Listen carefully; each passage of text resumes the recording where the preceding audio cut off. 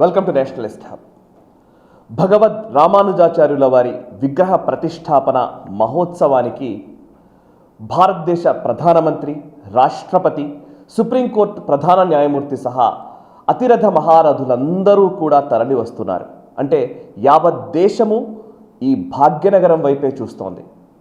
ఇట్లాంటి సందర్భంలో భగవద్ రామానుజాచార్యుల వారు సుమారు 1000 సంవత్సరాల క్రితం ఈ భూమిపై నడయాడిన ఆ సందర్భాల గురించి, వారి జీవిత విశేషాలకు సంబంధించి అనేక అంశాలను నేషనలిస్ట్ హబ్ ద్వారా ఆయా రంగాల్లో నిష్ణాతులైనటువంటి ప్రముఖులతో చర్చలు జరుపుతూ నేను కొంత సమాచారాన్ని ఈ సమాజానికి, ఇప్పటి జనరేషన్స్కి అందించే ఒక ప్రయత్నం చేస్తూ ఉన్నాను.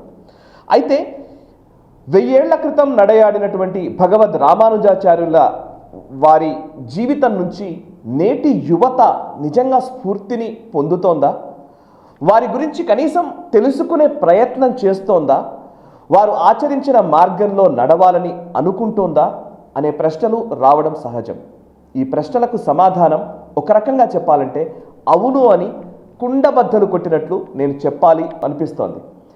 కానీ 100% జనాభాలో కనీసం 10% మందికైనా రామానుజాచార్యుల వారు నిజంగా రీచ్ అయ్యారా అంటే, రీచ్ అయిన వాళ్ళు వాళ్ళ రంగాల్లో అద్భుతంగా రాణిస్తున్న వ్యక్తులు, యువ కెరటాలుగా నేను భావించేటువంటి ఇద్దరితో ఈరోజు నేను భగవద్ రామానుజాచార్యుల వారి గురించి మాట్లాడబోతున్నాను. వారు రామానుజాచార్యుల నుంచి పొందిన స్ఫూర్తి గురించి తెలుసుకోబోతున్నాను, 10 మందికి తెలియజేయాలని అనుకుంటున్నాను. ఆ ఇద్దరు ఈ జనరేషన్కి చెందిన వాళ్ళు.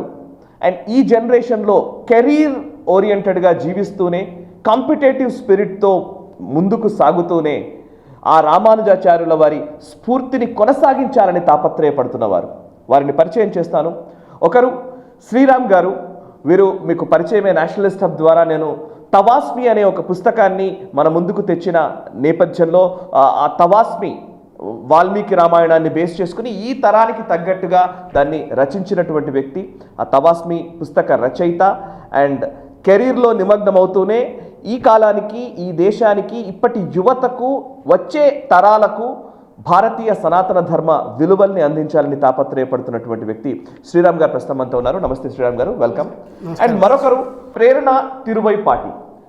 వారు అనేక ఛానళ్లలో, మాధ్యమాల్లో, డిస్కషన్స్లో పార్టిసిపేట్ చేస్తూ ముఖ్యంగా దళిత్ రైట్స్ విషయంలో కావచ్చు, ఆడవాళ్లకు జరుగుతున్న అన్యాయాల విషయంలో కావచ్చు, లవ్ జిహాద్కి సంబంధించి కావచ్చు, లేకపోతే ఇలాంటి ఈ సమాజంలోని జాడ్యాలను తుదముట్టించడం కోసం యువ ప్రతినిధిగా ముందుకు సాగుతున్నటువంటి వ్యక్తి ప్రేరణ తిరువైపాటి. అండ్ మై ఫేవరెట్ యాక్టివిస్ట్ నిజంగా చెప్పాలంటే ప్రేరణ గారు. వెల్కమ్ ప్రేరణ గారు. ప్రేరణ అండ్ శ్రీరామ్ గారు ఇద్దరిని చూస్తే చాలా అద్భుతంగా అనిపిస్తుంది. ఒకరు ప్రేరణాదాయకమైన వ్యక్తి, ఇంకొకరు శ్రీరామచంద్రుడి అంశను కలిగి ఉన్న వ్యక్తిగా ఉన్నారేమో అనిపిస్తుంది. సో బేసికల్లీ నాకు చాలా విషయాలు నిజంగా రామానుజాచార్యుల గురించి చదువుతున్న కొద్దీ నిజంగా ఎంతో ఒక రకమైనటువంటి దాన్ని ఏమంటారు, ఉత్సాహము, ఒక ఇన్స్పిరేషన్ అనేక సందర్భాల్లో కలుగుతూ ఉంటుంది వారి గురించి తెలుసుకున్న ప్రతి సందర్భంలోనూ. అయితే ఈ తరానికి నిజంగా రామానుజాచార్యుల వారు తెలుసా అనంటే, ఒక మతానికి సంబంధించి లేదా ఒక పర్టికులర్ ఒక వైష్ణవ ఆగమానికి సంబంధించి, లేకపోతే ఆ సంప్రదాయానికి సంబంధించినటువంటి ఒక గురువరేణ్యులుగా మాత్రమే తెలిసేమో అని అనిపిస్తోంది. బట్ శ్రీరామ్ గారు, ఈరోజు 1000 ఏళ్ళు గడుస్తున్న సందర్భంలో 1000 ఏళ్ల తర్వాత రామానుజాచార్యుల వారి గొప్ప విగ్రహాన్ని ఆవిష్కరించుకుంటున్నాం మనం ముచ్చింతల్లోని ఆ ఆశ్రమంలో. But at the same time అంత పెద్ద విగ్రహం ఈరోజు ఎందుకు అవసరం? ఈరోజు ఆ విగ్రహంతో రెలవెన్స్ ఏంటి ఈ సమాజానికి? నిజంగా ఆ విగ్రహం సరిపోతుందా అనే ఒక ప్రశ్న ఉండవచ్చు ఇంకొక వైపు. ఆ విగ్రహం అవసరం ఎంత అని చెప్పేవాళ్ళు కూడా ఇంకోవైపు ఉండొచ్చు. ఒక యంగ్స్టర్గా ఈ తరానికి ఆ విగ్రహానికి సంబంధించినటువంటి ఇంపార్టెన్స్ ఏంటి అంటే మీరు ఏం చెప్తారు? ముందుగా థ్యాంక్ యూ వెరీ మచ్ అండి for calling us and giving this wonderful opportunity. అంటే రామానుజుల వారి 1000 ఏళ్ళ తర్వాత ఇంత ఘనంగా వేడుకలు జరుగుతున్నాయి. అలాంటి వేడుకల గురించి, వేడుకలకు కారణమైన రామానుజుల వారి గురించి మమ్మల్ని మాట్లాడడానికి ఇన్వైట్ చేసినందుకు నేషనలిస్ట్ హబ్కి కృతజ్ఞతలు. మీరు అడిగిన ప్రశ్న కన్నా ముందు ఒక మాట చెప్పాలి. రామానుజుల వారి స్ఫూర్తి ఎంత దాకా ఉంది అని.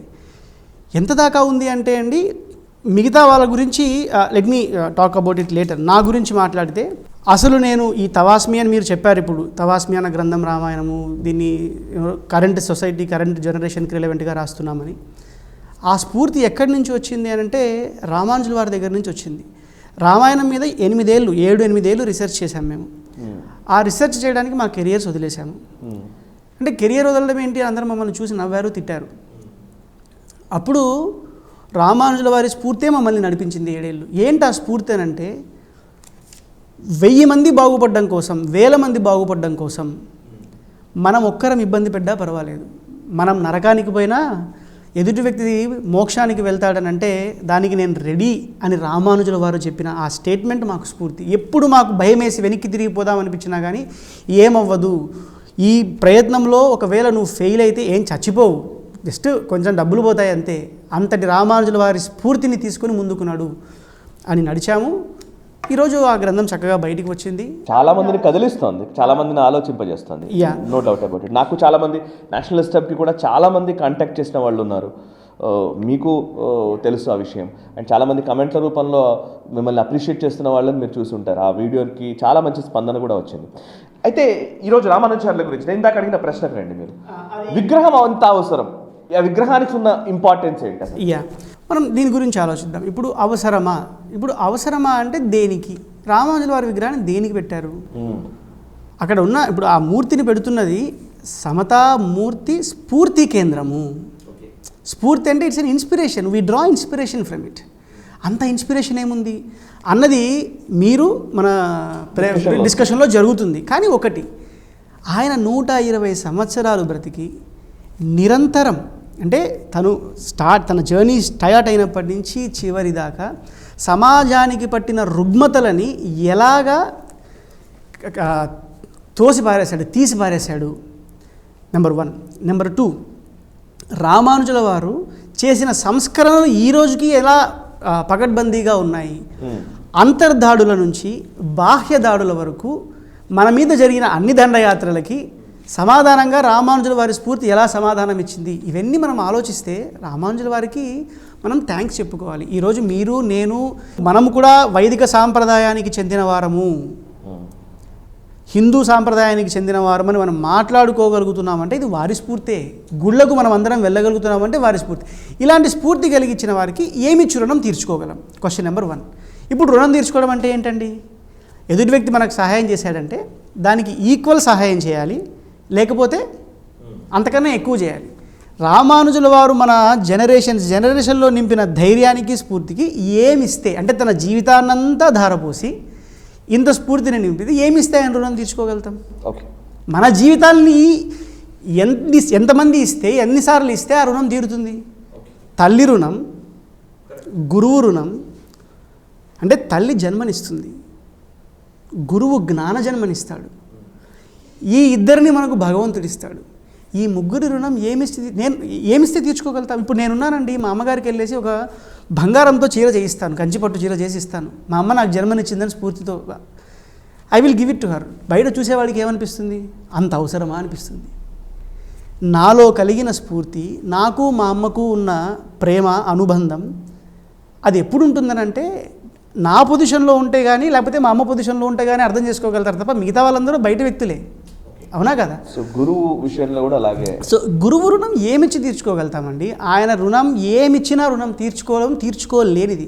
కానీ రుణం తీర్చుకోకుండా ఉండలేం కదా, ఏదో ఒక చర్య చేయాలి. అమ్మ రుణం ఏమిచ్చి తీర్చుకోలేము, ఏదో ఒక చాక్లెటో బిస్కెటో అమ్మకి ఆ ఊరు తిప్పడమో ఈ ఊరు తిప్పడమో కాలు నొక్కడమో చేస్తాం మనం, అంతేనా? అలాగే ఈ గురువుకి మనం చేస్తున్న ఒక చిన్ని కృతజ్ఞతావిష్కరణే. ఇది చిన్నిదే, గుర్తుంచుకోండి. కరెక్ట్. ప్రేరణ గారు, స్టాచ్యూ ఆఫ్ ఈక్వాలిటీ అని దీనికి నామకరణం చేశారు ఇంగ్లీష్లో అయితే, సమతామూర్తి అని ఇంకొక తెలుగులో అయితే చెప్తూ ఉన్నారు. సో స్టాచ్యూ ఆఫ్ ఈక్వాలిటీ అంటే ఈక్వాలిటీ అనే ఒక మాట విషయంలో ఈ దేశం అనేక సందర్భాల్లో అనేక రకాలుగా సంవత్సరాలుగా ఈ విషయంలో పోరాటం జరుగుతూనే ఉంది. అంటే పోరాటం అనే కంటే అది వితిన్ కావచ్చు, ఈవెన్ బయట కావచ్చు, బహిర్గతంగా కావచ్చు, లేకపోతే అంతర్యుద్ధం చేసే సందర్భాల్లో కావచ్చు. ఈ ఈక్వాలిటీకి సంబంధించిన ఒక ప్రతిమగా రామానుజాచార్యులు చూడాలంటే మీరు ఈక్వల్ రైట్స్ గురించి కావచ్చు, ఇంకోటి చాలా సందర్భాల్లో మీరు గ్రౌండ్ లెవెల్లో పోరాడుతున్న వ్యక్తి, ఒక యాక్టివిస్ట్గా ఈ స్టాచ్యూ ఆఫ్ ఈక్వాలిటీని మీరు ఎట్లా చూస్తారు? First of all, thank you very much, sir, for having me.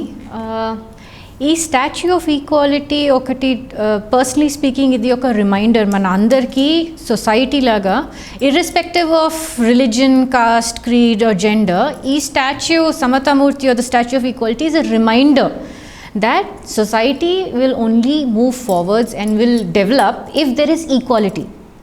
ఎక్కడైనా కులం వల్ల తేడా వచ్చినా, రిలీజన్ వల్ల తేడా వచ్చినా, జెండర్ తేడా వచ్చినా ఆ సొసైటీ బ్యాలెన్స్గా ఉండలేదు. సో ఈ స్టాచ్యూ ఆఫ్ ఈక్వాలిటీ ఫస్ట్ మనకి అందరికీ ఒక reminder that Bhagavat Ramanuja for 120 years ఆయన చేసిన శ్రమ అండ్ ఆయన నేర్పించిన టీచింగ్స్ ఏమున్నాయో అవి గుర్తు చేసుకోనీకి, ఒక్కరొక్కరికి అందరికీ తెలవనికి అది ఫస్ట్ ఒక రిమైండర్. సెకండ్ ఈజ్ ఆయన ఎంత చేయగలిగారో ఈక్వాలిటీ ఎస్టాబ్లిష్ చేయడానికి, అది యాజ్ అన్ ఇండివిజువల్ లేకపోతే యాజ్ అ సొసైటీ మనం కంపేర్ చేసుకోగలుగుతామా ఈరోజు? ఇప్పుడు ఎంతోమంది ఈక్వల్ రైట్స్ గురించి పోరాటం చేస్తున్నారు, జెండర్ రైట్స్ గురించి పోరాటం చేస్తున్నారు. బట్ మనం అందరం చేసే ఎఫర్ట్స్, ఆయన పెట్టిన ఎఫర్ట్స్కి కనీసం కంపేర్ అయినా చేయగలుగుతామా? అండ్ యూనో ఆ కంటిన్యూటీ ఉండగలుగుతుందా అనేసి it is just to put that thought in to every once head. Okay, మీరు చాలా వరకు ఈ వైష్ణవ సంప్రదాయానికి సంబంధించిన అనేక అంశాల మీద మీరు రీసెర్చ్ చేశారు. చాలా సంస్థలకి మీరు ఆర్టికల్స్ రాసిన సందర్భాలు ఉన్నాయి, రీసెర్చ్ చేసిన సందర్భాలు ఉన్నాయి. నేను అడిగేది ఏంటంటే, ఈక్వాలిటీ అంటే కొన్ని సందర్భాల్లో కొన్ని వివక్షకు గురైన కొన్ని ఉన్నాయి, డిస్క్రిమినేషన్కి గురైనటువంటి కొన్ని కాస్ట్లు అంటారా, వర్గాలు అంటారా, జాతులు అంటామా, మనం అనేక సందర్భాల్లో ఈ దేశంలో ఆ చర్చ కంటిన్యూస్గా నడుస్తూనే ఉంది. రామానుజాచార్యుల వారు మాట్లాడింది, అంతకుముందు శంకరాచార్యులు కావచ్చు, రామానుజాచార్యులు కావచ్చు, తర్వాత మధ్వాచార్యులు కావచ్చు, బసవేశ్వరుడు కావచ్చు, ఈవెన్ అంబేద్కర్ దాకా లేదా అంబేద్కర్ తర్వాత ఇప్పటి వరకు కూడా ఈ చర్చనైతే కంటిన్యూస్గా నడుస్తూనే ఉంది. అయితే డిస్క్రిమినేషన్కి సంబంధించి రామానుజాచార్యులు చేసిన వారి కృషి ఏంటి, వారు ఎటువంటి మార్గనిర్దేశం చేశారు, దాని మీద మీరు చేసిన అధ్యయనం ఏంటి, రీసెర్చ్ ఏంటి? సో సార్, యాక్చువల్లీ భగవత్ రామానుజ చేసింది we can divide it in to quite a few sections.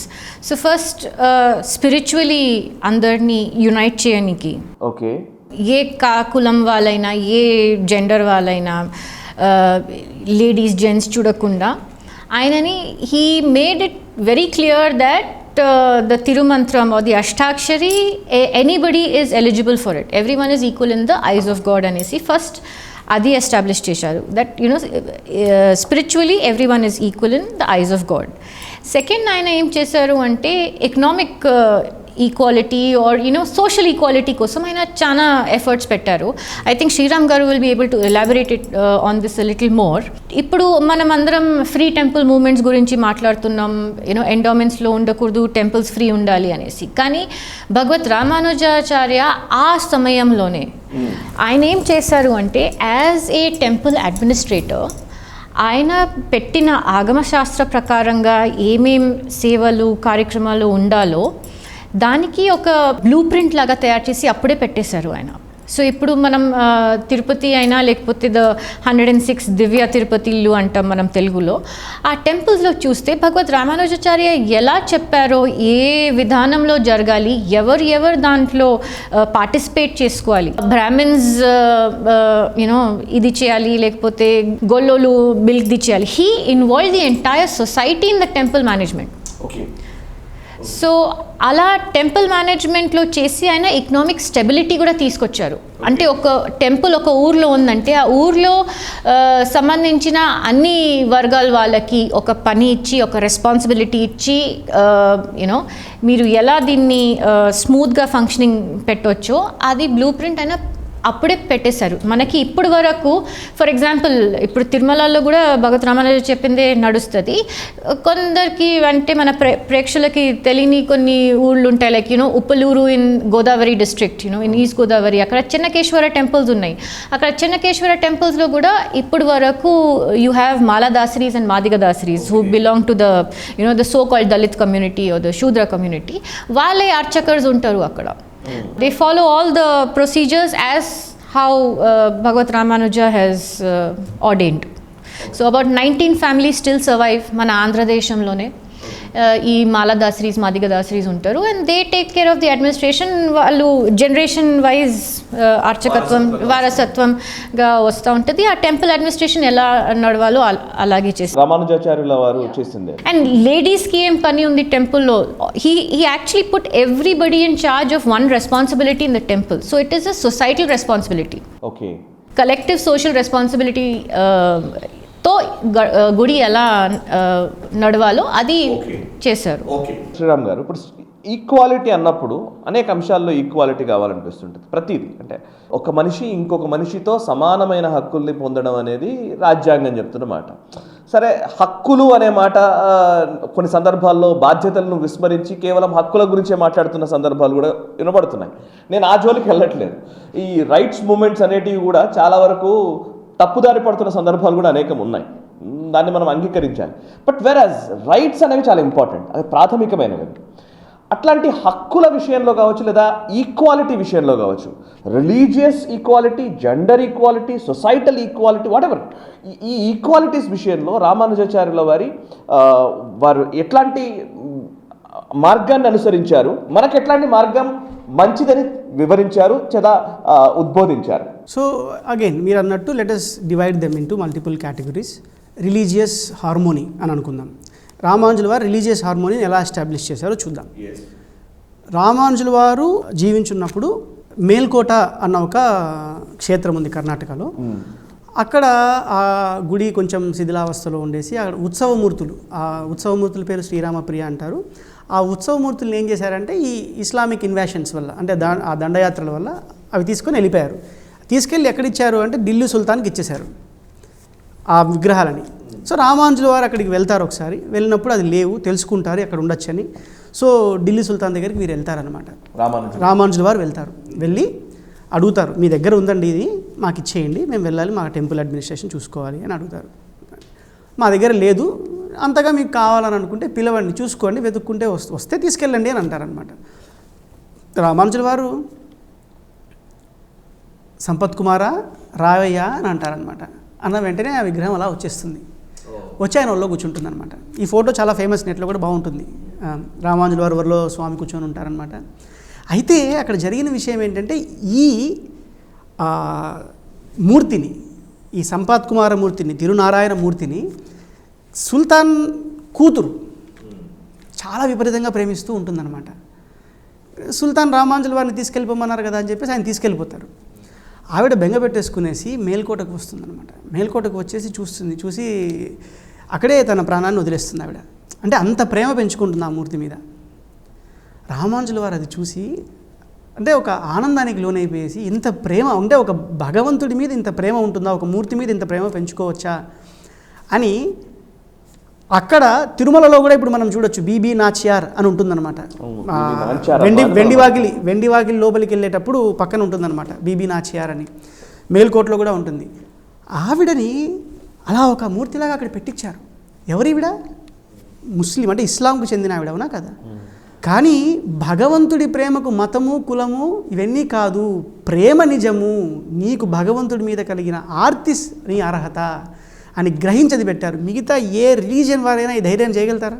ఈ రోజు వరకు ఈయన చూస్తున్నాం కదా, ఏ రిలీజియన్ వారైనా మనది తీసుకునేసి వారి దాంట్లో వారు తీసుకొని ఇంకొకరి దాంట్లో పెట్టగలుగుతారా? దీనికి ఒక చిన్న జస్ట్ 2 minutes ఎగ్జాంపుల్ చెప్తాను. ఒక 4-5 ఏళ్ల క్రితం మా ఇంటికి ఒకరు వచ్చారు, ఒక పుస్తకాన్ని ఇచ్చారు, పెట్టుకోండి అని అన్నారు. అంటే మా నాన్నగారు చెప్పారు, మేము ఈ విశ్వాసానికి చెందిన వారం కాదు నాయన, ఈ పుస్తకం నీ దగ్గర పెట్టుకో, మా పుస్తకాలు మా దగ్గర ఉన్నాయని. లేదు, చాలా బాగుంటుందండి, పెట్టుకోండి అని అన్నారు. సరే అయితే ఉండని చెప్పేసి మా నాన్న ఏం చేశారంటే ఒక భగవద్గీత పుస్తకాన్ని తీసుకుని వచ్చి ఒక ప్రసాదాన్ని తీసుకొని వచ్చి ఇచ్చారనమాట. ఇవి నువ్వు తీసుకో అన్నారు. మేము తీసుకోకూడదండి అన్నారు. ఎందుకు? మాకు మా సంస్థల్లో చెప్పేది ఏంటంటే ఇతరులు ఇచ్చింది తీసుకోకూడదు అని. మా నాన్న అడిగారు, ఏనాయనా నువ్వేమో వేరే వాడు ఇచ్చింది తీసుకో, కానీ నువ్వు ఇచ్చింది వేరే వాడు తీసుకోవాలా? అంటే కాదండి, మీకు మీ దానికన్నా ఇది బాగుంటుంది. ప్రాబ్లం ఏమైపోయిందంటే నాదే గొప్ప అని డామినేట్ చేసే సొసైటీ తయారైపోయింది తప్ప వాడిలో మంచి ఏంటి, నాలో మంచి ఏంటి, మనం కలిసి ముందుకు వెళ్ళాలని చూసే ధోరణి తగ్గింది. రామానుజుల వారిది ఆ రోజులో చూశారు. ఏ రోజులో?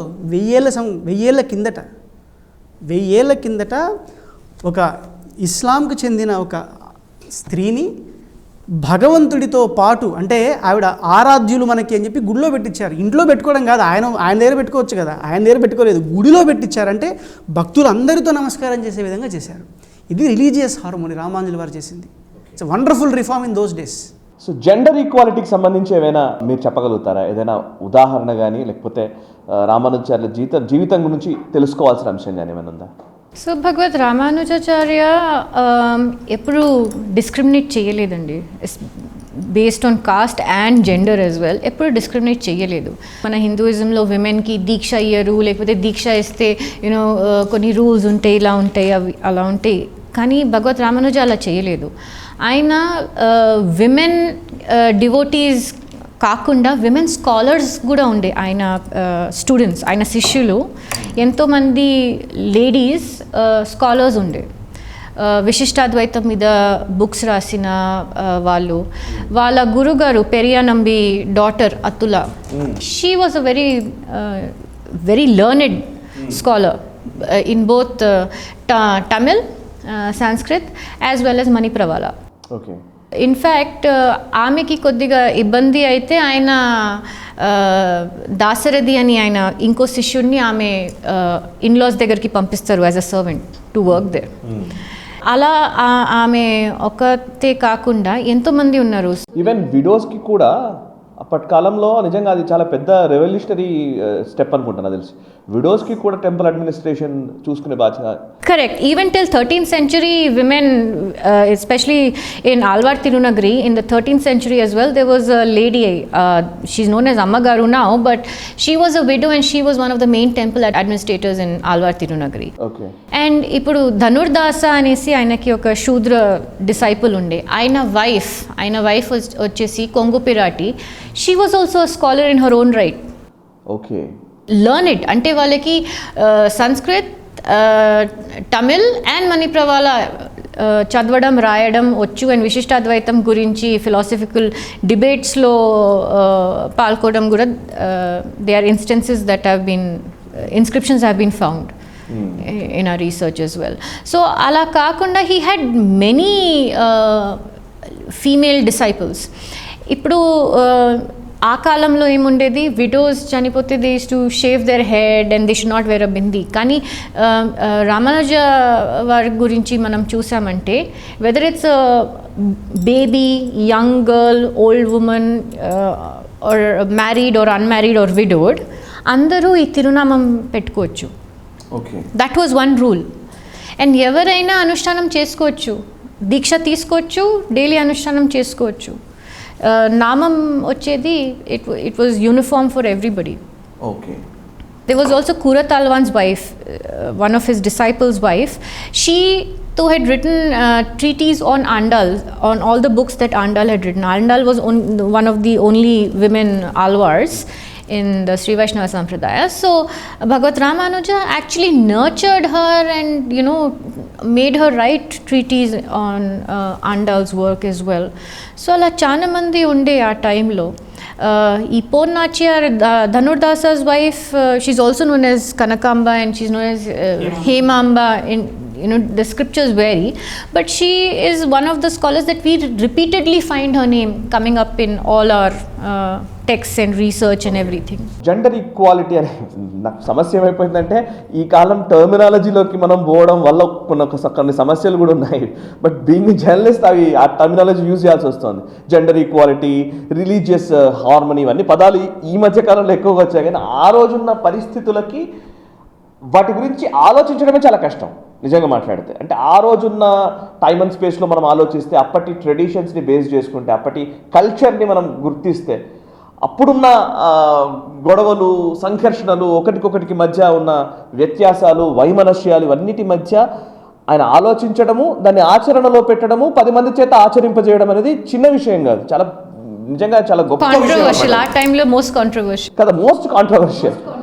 అట్లాంటప్పుడు ఆయనకు అంతర్గతంగా ఆయన విత్ ఇన్ ద ఫ్యామిలీ అనుకోవచ్చు, లేకపోతే గురు పరంపర, ఆయన గురువునే ధిక్కరించారు అని కూడా అంటాం మనం. ధిక్కరించడం అనే కంటే కూడా గురువు చెప్పిన మాట కంటే కూడా ఉల్లంఘించిన వ్యక్తి అంటే ఒక రెవల్యూషనరీ థాట్. ఆయన పడ్డ ఘర్షణ ఎట్లాంటిది, ఆయన మీద ఈవెన్ ఆయనను చంపడానికి కూడా చాలా వరకు ప్రయత్నాలు జరిగాయి అంటారు. కొంచెం ఆ విషయాలు చెప్తారు ఒకసారి. రామానుజుల వారి గురించి మీరు అడిగితే మనం ఈరోజు మాట్లాడుకుంటున్న ఇంగ్లీష్ భాషలో చెప్పాలంటే he's a humanist, reformist, revolutionary, free thinker, rationalist, philosopher, leader par excellence. So words are short అంతే. మనము ఈక్వాలిటీ అని ఇంగ్లీష్లో ఒక పదం వాడేస్తున్నాం, కానీ మనం ఎలా మాట్లాడచ్చు అంటే లింగ సామరస్యము, మత సామరస్యము, సామాజిక సామరస్యం ఈజ్ రియల్లీ గుడ్ వర్డ్. మనం ఫస్ట్ ఆయన ఏం చేశారు, తర్వాత ఏం రెసిస్టెన్స్ వచ్చాయో తెలుసుకుందాం. ఏం చేశారని అంటే పాపం ఆయన 18 సార్లు వాళ్ళ గురువుగారి దగ్గరికి వెళ్ళి స్వామి తిరుమంత్ర అర్థాన్ని చెప్పండి, తిరుక్కోట్యూరు నమ్మి అని ఉంటారనమాట, వారిని అడుగుతారనమాట. ఆయన 18వ చెప్తారు. 18 సార్లు ఏంటి, బైకుల్లో కార్లలో వెళ్ళలేదు, ఆయన శ్రీలంక నుంచి నడుచుకుంటూ వెళ్ళేవారు. 200 మైల్స్ అటు ఇటు 18 టైమ్స్ నడిచారు ఆ రోజుల్లో మా తిరుమంత్ర అర్థం కోసం, అష్టాక్షరి మంత్రం కోసం, అర్థం కోసం. లాస్ట్కి ఆయన ఇచ్చారు. ఇచ్చిన వెంటనే ఆయన చెప్తూ, నాయన రామానుజ ఇది అందరికీ చెప్పకూడదు, ఇది తెలుసుకున్నవాడు మోక్షానికి వెళ్తాడు, తెలియనివాడు ఈ బంధంలో చిక్కుకుంటాడు, ఈ గురువాక్యాన్ని ఉల్లంఘిస్తే నరకానికి పోతావు నాయన అని చెప్తారనమాట. అయితే అంతకుముందు ఏం జరుగుతుందంటే బయట వాళ్ళందరూ రామానుజుల వారిని చూసి, రామానుజ మీరు వస్తున్నారు, మీరంటే ఇంత తెలివైన వారు కాబట్టి ఆయన ఇస్తారు మీకు, ఇప్పుడు కాకపోయినా ఎప్పుడైనా కానీ మీకు వస్తే మాకు కూడా ఇవ్వండి అది అంటారనమాట. అంటే అప్పుడు రామానుజుల వారు చెప్తారు, ఏం చెప్తారు, ఆయన నాకు ఇవ్వనివ్వండి, తర్వాత మీ అందరికి కూడా వచ్చేటట్టు చూస్తాను అని అంటారు. కానీ వద్దని చెప్తారు ఆయన వద్దని చెప్తారు. ఈయన తెలిసిన వెంటనే ఆ గుడి పైకి ఎక్కేసి ఆ తిరుమంత్ర అర్థాన్ని చెప్పేస్తారనమాట. తిరుమంత్ర అర్థాన్ని, చర్మశ్లోక అర్థాన్ని చెప్పేస్తారు. చెప్పేసిన వెంటనే గురువుగారి దగ్గరికి వెళ్ళిపోద్ది మెసేజ్. గురువుగారు పిలుస్తారు, ఏమో నీకేం చెప్పాను, చెప్పొద్దన్నారండి గురువుగారు. మరి ఎందుకు చెప్పావు, చెప్తే ఏం లాభం వస్తుందండి, మోక్షానికి వెళ్తారు. నేను మీ మాట ఉల్లంఘించినందుకు శిక్ష ఎంతండి, నరకానికి పోతాం. అంతమంది మోక్షానికి పోతూ ఉంటే నేను ఒక్కడిని నరకానికి పోతే ఏముందండి, అందరి సుఖం కోసం నేను ఒక్కనే కదా నరకానికి పోతాను అంటే. అప్పుడు వారు గురువుగారు చూసి, రామానుజ మా అందరికన్నా గొప్పవాడివయ్యా, you are progressive in the thoughts అంటాడనమాట ఆయన. వాళ్ళ గురువుగారు మెచ్చుకుంటారు, మా అందరికన్నా గొప్పవాడివి అని. ఇదొక ఇన్స్టెన్స్ నెంబర్ 1. నెంబర్ 2, రామానుజుల వారు కొద్దిగా ముసలివారు అయిన తర్వాత స్నానానికి వెళ్ళేటప్పుడు ఒక సహాయం తీసుకునేవారు అనమాట. వెళ్ళేటప్పుడు దాసరథి అంటే బ్రాహ్మణ శిష్యులు అని అంటాం కదా మనము, అలాంటి శిష్యుల సహాయం తీసుకొని వెళ్ళేవారు. స్నానం చేసి బయటికి వస్తున్నప్పుడు, ఇప్పుడు మనకు అక్కగారు చెప్పారు కదా ధనుర్దాస్ అని, ఆయన he's not that community, he's అంటే మనం ఇప్పుడు అనుకుంటున్న so called Dalit or whatever it is, ఆ కమ్యూనిటీకి చెందిన వారనమాట. వారి మీద చేసుకొని వచ్చేవారు. అదేంటండి గురువు శిష్యులకు అందరికి కోపం అనమాట. అదేంటండి స్నానం చేసేదానికి ముందు ఆయన మీద చేసుకొని వెళ్తే ఓకే, స్నానం చేసిన తర్వాత శుచి పొందిన తర్వాత మీరు అదేసుకొని వస్తున్నారేంటి.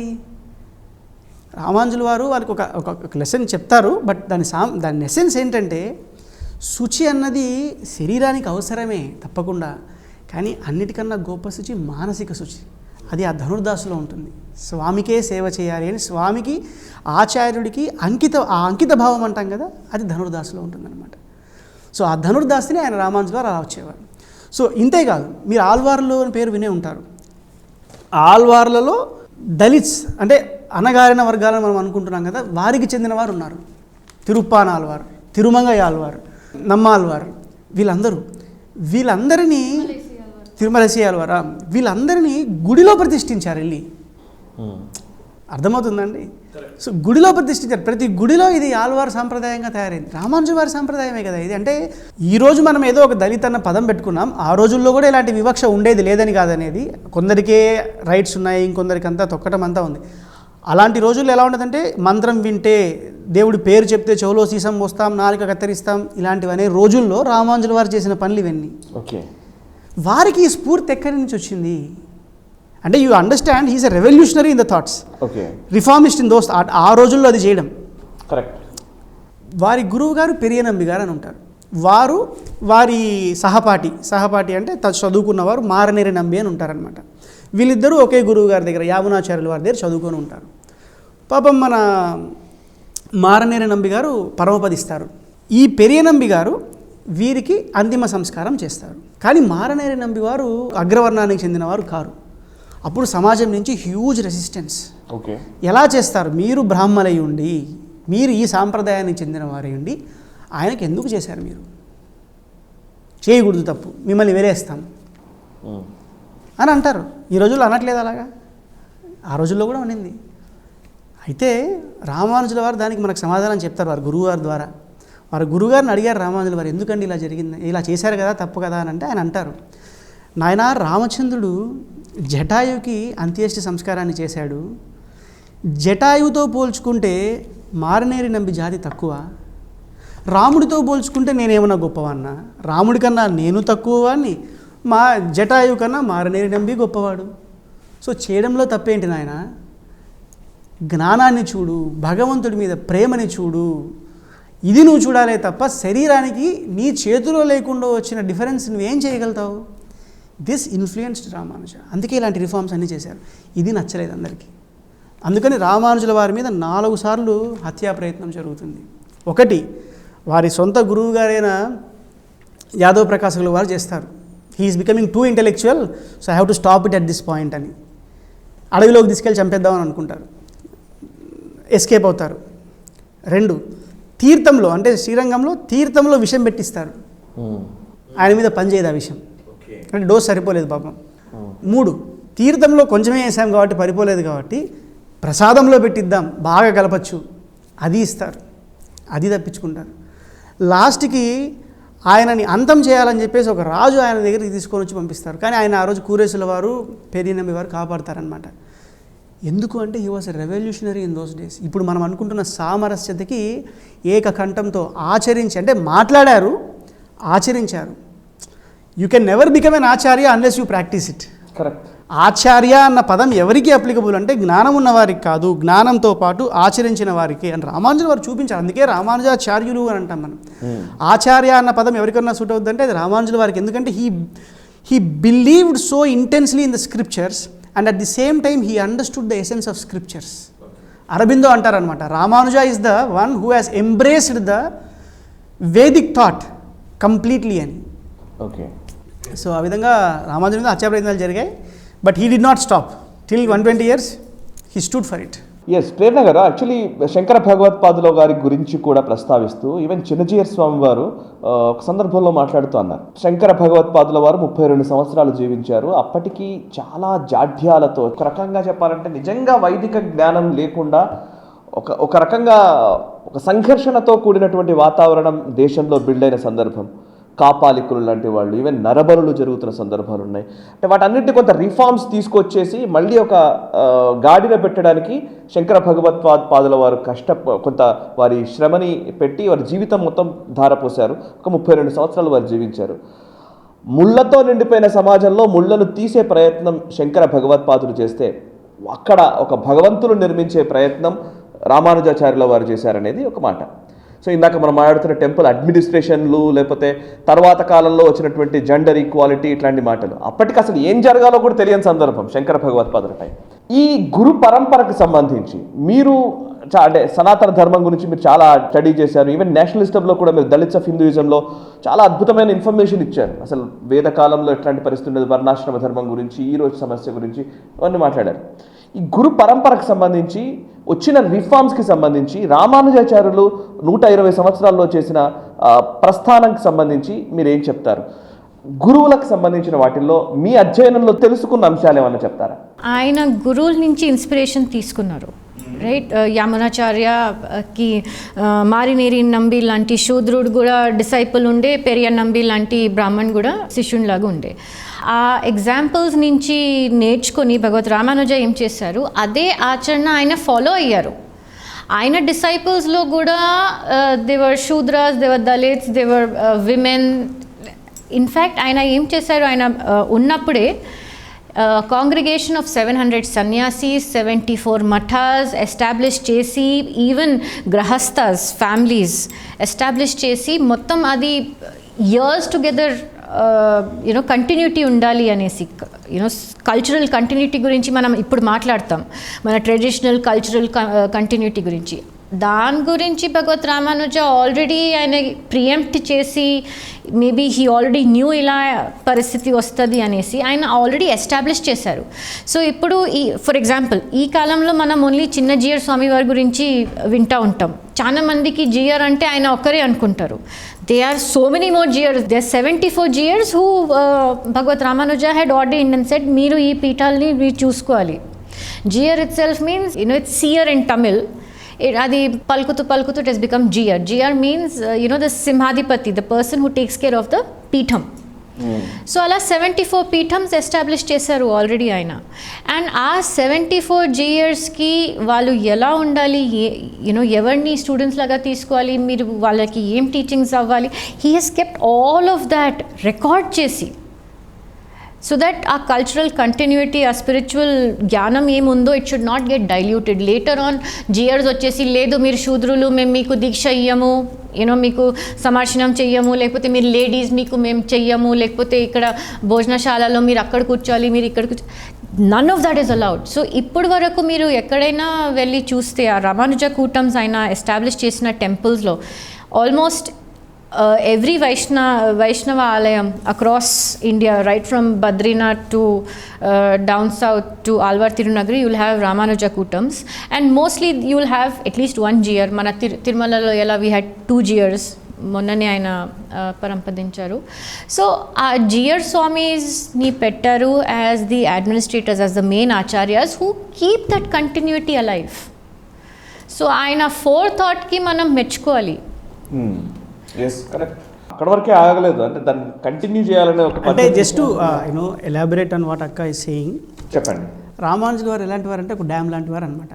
అంటే డ్యామ్ లాంటి వారు అంటే అంటే వేద సముద్రం అన్నది ఉంది, దాని మీద ఒక డ్యామ్లా అలా నిల్చునేసి ఈ 74 GRs, తర్వాత 700 సపోర్టర్స్, అండ్ దెన్ 1200 అగైన్ గృహస్థాస్, వీళ్ళందరినీ తీసుకొని వచ్చేసి ఎవరెవరికి ఏ విధంగా, అంటే ఒక డ్యామ్ కట్టేసి ఏం చేస్తాం, ఒక గేట్ ఎత్తి ఈ ఛానల్లో ఇవి పంపించి, ఈ ఛానల్లో ఇవి పంపించి, ఆ వేదిక్ థాట్ని, ఆ సాంప్రదాయాన్ని, అంటే కేవలం వేదిక్ థాట్ అన్న వెంటనే ఆధ్యాత్మికతనే వస్తుంది. ఆధ్యాత్మికత అంటే అదేదో దేవుడు, నో. ఆధ్యాత్మికత అంటే సమాజం గురించి పట్టించుకోవటం కూడా, ఆధ్యాత్మికత అంటే నీ జీవన శైలి కూడా. వీటన్నిటినీ చాలా బాగా ఛానలైజ్ చేసి వెల్ ప్లాన్డ్గా ఏ ఛానల్లో ఎంతెంత పంపించాలి, ఎవడెవడు ఏ గేట్కి ఎంతెంత రెస్పాన్సిబిలిటీ ఉంది, ఎవడెవడు ఎలా చూసుకోవాలి జాగ్రత్తగా, ఇన్ కేసు ఒక గేట్ పోతూ ఉంటే ఇంకొక గేట్ ఎలా సపోర్ట్ చేయాలి. సో ఒక డ్యామ్ లాగా నిలబడ్డారనమాట వారు. And with this what he has done is he has cost spiritual revolution, social revolution, and he has got economic revolution. Economic revolution అనే వెంటనే మనకి ఆ రోజుల్లో ఎకనామిక్స్ ఏంటబ్బా అనిపిస్తుంది, ఉంది ఆ రోజు కూడా. టెంపుల్ అడ్మినిస్ట్రేషన్ గురించి మనం మాట్లాడామనంటే, రామానుజుల వారు శ్రీరంగంలో ఉన్న అడ్మినిస్ట్రేషన్ని 20 డివిజన్స్ చేశారు. ఆ రోజుల్లో only 1 set of people were controlling that. దాన్ని రామానుజుల వారు ఆలోచించి, ఇలా కాదు, గుడి అని అంటే అందరినీ కలుపుకొని వెళ్ళగలిగేది అయి ఉండాలి. అప్పుడే గుడి బలపడుతుంది, బడి బలపడుతుంది, సమాజం బలపడుతుంది అని 20 డివిజన్స్ చేసి 10 Vedic divisions, 10 non Vedic divisions, అంటే పూజలు చేయటం, ఇలాంటివి చేయటం, అలాంటివి చేయటం, వాటన్నిటికీ ఒక 10 డివిజన్స్ ఇచ్చారు. మిగిలిన 10 డివిజన్స్ ఎవరు, irrespective of cost, creed, gender, anything, it doesn't matter, they have to participate, they should be allowed to participate అనమాట. పూలు అమ్మేవారు కావచ్చు, డ్యాన్స్ చేసేవారు, ఆర్ట్స్ అండ్ క్రాఫ్ట్స్ అని అంటున్నాం మనం ఈరోజు, డోలు కొట్టేవారు అవ్వచ్చు, లేకపోతే పడవ నడిపేవాడు అవ్వచ్చు, లేకపోతే ఎవరైనా కావచ్చు, అంటే I don't want to name the caste, but what I'm saying is whatever we can think of a caste now, all those are allowed. Wonderful. All those people are allowed to participate in temple activities, which was a progressive thought in those days and a controversial thought in those days. Temple entry was not allowed at a time when temple entry was not allowed for lower caste people. Aina under caste ni temple administration lo include చేశారు. గుడిని బలోపేతం చేశాడు అనమాట. And ఆ గుడిని బలోపేతం చేయడం వల్ల everybody took the ownership of society, ఇది మన గుడి అని. అప్పుడు గుడి కాపాడబడింది. When the temple was so strong, education, food, అంటే ఇప్పుడు మనం వింటూ ఉంటాం మాస్లోస్ హైరార్కికల్ నీడ్స్ అని, అంటే basic needs food, shelter, clothing, safety and love and emotions అనమాట. వీటిని he has created it. And after that, అంటే కడుపు నిండిన తర్వాత వేరే ఆలోచన వస్తాయి కదా, రామానుజ కూటాలన్నీ ఏర్పాటు చేసేసి ఎవరైనా తినొచ్చు, గుడికి రండి, ప్రసాదం తీసుకోండి, తీర్థం తీసుకోండి, శ్రీచందనం తీసుకోండి స్వామిది, టెంపుల్ ఎంట్రీ, ఇవన్నీ చేశారు ఆయన. ఇవన్నీ తీరిన తర్వాత ఇంకా ఏదో ఉంది తెలుసుకోవాలని ప్రజలకు అనిపించేది. అప్పుడు ఆయన ఏం చేసేవారు, కమాన్ చూడు, నేర్చుకో, చదువు, తెలుసుకో విషయాన్ని, నిన్ను నువ్వు ఉద్ధరించుకో, నీ జీవన శైలిని మార్చుకో, భగవంతుడికి దగ్గర అవ్వు. ఒక పిరమిడ్ స్ట్రక్చర్ని, అంటే బేసిక్ నీడ్స్ నుంచి అడ్వాన్స్డ్ నీడ్స్ వరకు అన్నింటినీ సింక్రనైజ్ చేసి ప్రాపర్ ఛానలైజ్ చేశారనమాట ఆయన. అలా చేయటం వల్లనే ఈ రోజుకు మనము సాంప్రదాయం అని మాట్లాడగలుగుతున్నాం. ఒక క్షణం ఆలోచించండి, మన మీద ఎన్ని దండయాత్రలు జరిగాయి. అవును, ఎన్ని దండయాత్రలు జరిగాయి అంటే, అండ్ దండయాత్రలు అన్నింటిలో మొదట దాడి చేసింది ఏంటండి? గుడిని దాడి చేశారు. తర్వాత బడిని దాడి చేశారు. తర్వాత గుడిని బడిని నడిపిస్తున్న పురోహితులను అనొచ్చు, శాస్త్రవేత్తలను అనొచ్చు, ఎవరినైనా అనొచ్చు, మీరు పండితులను ఎవరైనా అనొచ్చు, వాళ్ళని దాడి ఊచకోతలు కోసారు. ఎందుకు తోశారు? బ్రిటిష్ వాడికి మన మీద దండయాత్రలు వచ్చిన ప్రతి వాడికి తెలిసిన విషయం ఏంటంటే, ఈ సాంప్రదాయానికి మూల స్తంభం గుడి, దాన్ని దెబ్బతీసామా దెబ్బతింటుంది. వాళ్ళు అర్థం చేసుకున్నారు కాబట్టి దాన్నే టార్గెట్ చేశారు. మన దౌర్భాగ్య స్థితి ఏంటంటే, ఈ రోజు కూడా మనం గుడి అంటే ఏంటో తెలుసుకోలేకపోతున్నాం. వాడు వచ్చి చెడగొట్టిపోతున్నాడు, మనం ఏంటంటే గుడి అంటే ఏంటి, అదేదో మనకేదో సంబంధం లేని ఏమనుకుంటున్నారంటే, పాపం దేవుడు మనం లేకపోతే బతకలేడని అనుకుంటున్నారు. ఆయనకు మనం అవసరం ఏం లేదు కదా. గుడి మన కోసం, గుడి విద్య కోసం, గుడి వికాసం కోసం, గుడి వివేకం కోసం. ఆ గుడి బతికిందా నీ సమాజం బతుకుతుంది. ఆ గుడి ఎప్పుడైతే చెల్లచెదురైతుందా, ఇప్పుడు గుడి మీద చాలా మూమెంట్స్ జరుగుతున్నాయి. అక్కగారు అన్నట్టు ఫ్రీ ఇండియన్ టెంపుల్స్ అని అది కూడా జరుగుతుంది. So this all these are good things. But what I'm saying is, ఇవన్నీ ఆ రోజుల్లో చేశారు ఆయన. కరెక్ట్. అంటే see how much inclusive he is in his thoughts. British వాడు ఏం చేశాడండి? ఇప్పుడు రామానుజుల వారి అనదర్ పర్స్పెక్టివ్ నేను ప్రజెంట్ చేస్తాను. రామానుజుల వారు స్ట్రాంగ్గా బిలీవ్ చేసిన తత్వం ఏంటంటే, ఒక భావన ఏంటంటే, శరీరి, శరీరము శరీరి, అంటే శరీరంలో ఉన్నవాడు శరీరి, ఆడు ధరించింది శరీరము. ఈ భగవంతుడు శరీరి, కనిపిస్తున్న మనుషులు, జంతువులు, సకల ప్రాణకోటి, అఖిలాండకోటి బ్రహ్మాండాలు అన్నీ ఆయన శరీరం. అర్థమైందా? ఇప్పుడు నేను వచ్చేసి, సాయి గారు మీరంటే ఇష్టము, కానీ మీ జుట్టు నాకు నచ్చట్లేదు కాబట్టి జుట్టును మొత్తం కొరిగి పారేస్తాను, లేకపోతే చెయ్యి నచ్చట్లేదు కాబట్టి చెయ్యి నరికి పారేస్తాను అన్నాను అనుకోండి. How foolish is the thought? ఇప్పుడు జరుగుతున్నది ఏంటి? నాకు దేవుడు అంటే నమ్మకం, నేను ఒక చెయ్యిని, రెండో చెయ్యిని నరికేస్తాను. అదే ప్రాబ్లం. ఎస్, భగవంతుడు అన్నవాడు నిజంగా నీకు భగవంతుడు అన్నవాడు అన్నిటిలో ఉన్నవాడు అని నీకు తెలుసుంటే, నువ్వు ఇంకొకరిని డామినేట్ చేయాలని ప్రయత్నించావు. You want to be in harmony. కాలుకి దెబ్బ తగిలితే కన్ను ఏడుస్తుంది, కన్ను ఏడ్చిందంటే చెయ్యి తుడుస్తోంది. They are working in harmony. చెయ్యి నేను కన్ను నవ్వలేదే అని బాధపడట్లేదు, కన్ను నేను కాలు నవ్వలేదే అని బాధపడట్లేదు కదా. శరీర ఆత్మభావన ఆర్ శరీర భావన అన్నదాన్ని స్ట్రాంగ్గా ఆయన ప్రజల్లోకి తీసుకెళ్లారు. దీనివల్ల జరిగిన లాభం ఏంటి అని అంటే, బ్రిటిష్ వాళ్ళు మిగతా వాళ్ళు యూజ్ చేసిన ప్రిన్సిపల్ ఏంటండి? Divide and rule for exploitation. Divide and rule for exploitation. రామానుజుల వారు ఈ సాంప్రదాయంతో, ఈ విశ్వాసంతో సాధించింది ఏంటి? Unite and serve. This is the spirit of sacrifice. This is the spirit of universal brotherhood which is our constitutional principle. This is unity in diversity which is our constitutional principle. ఈరోజు మనం constitution గురించి దేనేదో మాట్లాడుతున్నామో దాని core principles, the basic structure of constitution, socialism, equality, secularism, universal brotherhood, fraternity, unity in diversity ఆ రోజు ఆయన ఆచరించి చూపించారు. Wonderful. Is a true patriot. Exact మంచి పాయింట్ మీరు రైజ్ చేశారు.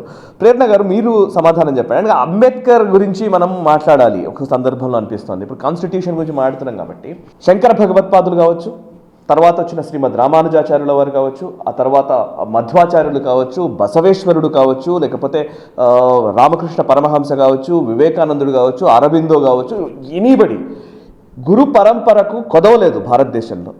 యతీంద్రులు అనేక మంది వస్తూ వాళ్ళకు వీలైనంత మేర వాళ్ళ జీవితాల్ని ఈ దేశంలోని అసమానతల్ని తొలగించే ప్రయత్నము, సంస్కరించే ప్రయత్నము చేస్తూ వచ్చారు. No doubt about it.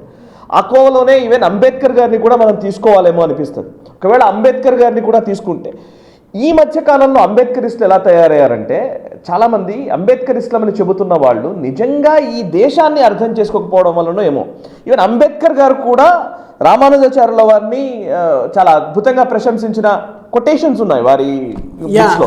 Ramanuja was one of the prominent social reformers of India who stood for equality. ఇది అంబేద్కర్ గారు చెప్పిన మాట. అంబేద్కర్ గారు the reference is from annihilation of caste by doctor B R Ambedkar. Wonderful, yeah, exactly. But ఈ రోజు so called అంబేద్కరిస్టులు మాత్రం కేవలం హిందూ ధర్మమే టార్గెట్గా వీళ్ళెవ్వరి ప్రస్తావన చేయరు.